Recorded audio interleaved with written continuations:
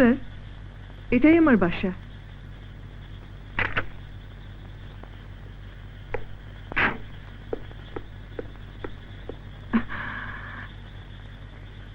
ভেতরে আসুন না স্যার, আমি চা খুব ভালো বানাই।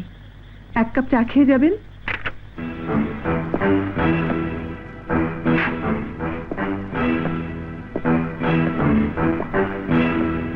গভীর রাতে একা একা পথ চলা, দেহে অমন লোভনীয় কাপড় পরা, মিথ্যে নাটক করে একজন পরপুরুষকে বাড়ি এনে রাত ৩টার সময় চা খাবার বাহানায় বাড়ির ভিতর ডাকা।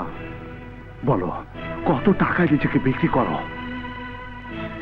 জি, তোমার মতো মেয়েদের কঠিন শাস্তি দেওয়া উচিত, কিন্তু আমি তোমাদের মতো বাজারি পেশাদারি নোংরা মেয়েদের দিকে তাকাতে ঘৃণা করি।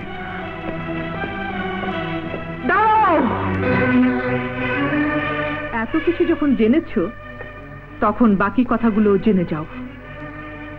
তোমাকে দেখে তো আমি জেনেই গেলাম, সব জিনিস চকচক করলেই সোনা হয় না। আর তুমিও এটা জেনে যাও, কালো হলেই সবকিছু কয়লা হয় না। এই বাবা, এই মা, তোমরা কোথায় আছো? বেরিয়ে এসো।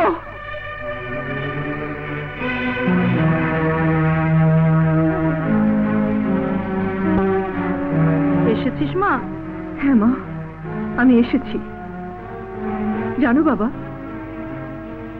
আজ বড় একটা বিপদ থেকে উনি আমাকে উদ্ধার করেছেন। ইন্সপেক্টর, এই আমার বাবা মা। বাবা পঙ্গু মুক্তিযোদ্ধা, দেশের জন্য যুদ্ধ করতে তার এই পরিণতি। আর আমার মা এক অসহায় নারী, চোখের পানি ফেলতে ফেলতে আজ সে অন্ধ হয়ে গেছে। আমি ওদের একমাত্র সন্তান, ওদের বেঁচে থাকার অবলম্বন। এদের জন্য আমি নাচ গান করি। আর পোশাকের কথা বলছো, এই ঢঙের পোশাক না পরলে তোমাদের মতো পুরুষদের মনোরঞ্জন করা যায় না। ইন্সপেক্টর, এখন বলো কেমন লাগছে? কেমন লাগছে আমাকে? বাজারি নোংরা মেয়ে, যার দিকে তুমি ভুলেও তাকাও না। পেশাদারি মেয়ে, যাকে তুমি ঘৃণা করো। সমাজের ক্যান্সার আমি, আমাকে তুমি মেরে ফেলো। ইন্সপেক্টর, তুমি নিশ্চয়ই কোনো না কোনো মায়ের বুকের দুধ খেয়েছো। তোমার সেই মায়ের কসম, আমি যে শাস্তি পাওয়ার যোগ্য, সেই শাস্তি তুমি আমাকে দিয়ে যাও।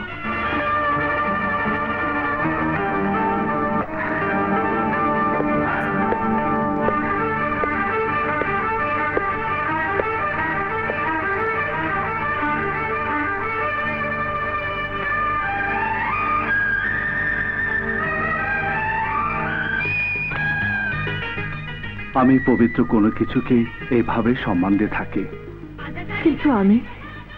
তুমিও এক পবিত্র নারী, যার এই পবিত্রতা দেখে আমার সমস্ত ভুল ভেঙে গেছে। তাই তো তোমাকে এই সম্মান আমাকে দিতেই হলো। মুক্তিযোদ্ধা, দেশের জন্য যুদ্ধ করতে চেয়ে আজ তার এই পরিণতি।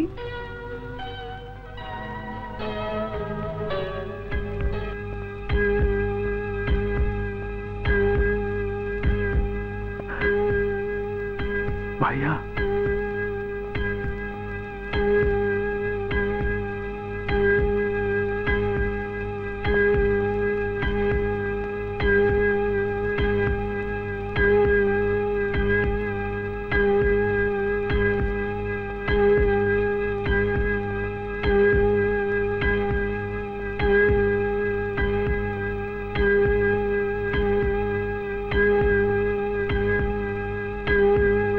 রনি।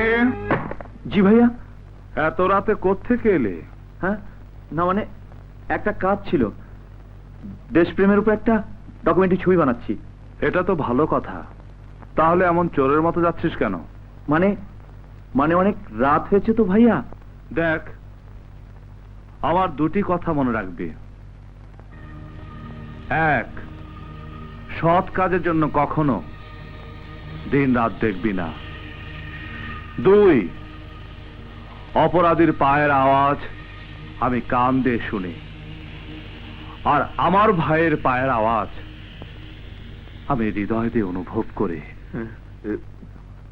এই জন্যই আমার হাত থেকে অপরাধী বাঁচতে পারলেও আমার ভাই বাঁচতে পারবে না। এ কি তোর চেহারায় রক্ত? কি হয়েছে তোর? একটু ব্যথা পেয়েছি। ও কিছু না ভাইয়া। কিছু না বললেই হলো? এতটা কেটে গেছে আর তুই বলছিস কিছুই না? একটু সাবধানে থাকতে পারিস না? তুই আমার একমাত্র ভাই, তোর একটা কিছু হলে আমি কিনে থাকবো ভেবে দেখেছিস? ভাইয়া তুমি শুধু শুধু ব্যস্ত হচ্ছ। দেখো কাল সকালে সব ঠিক হয়ে যাবে। চল উপরে চল, অ্যান্টিসেপ্টিক লাগিয়ে দিব। চল চল চল চল।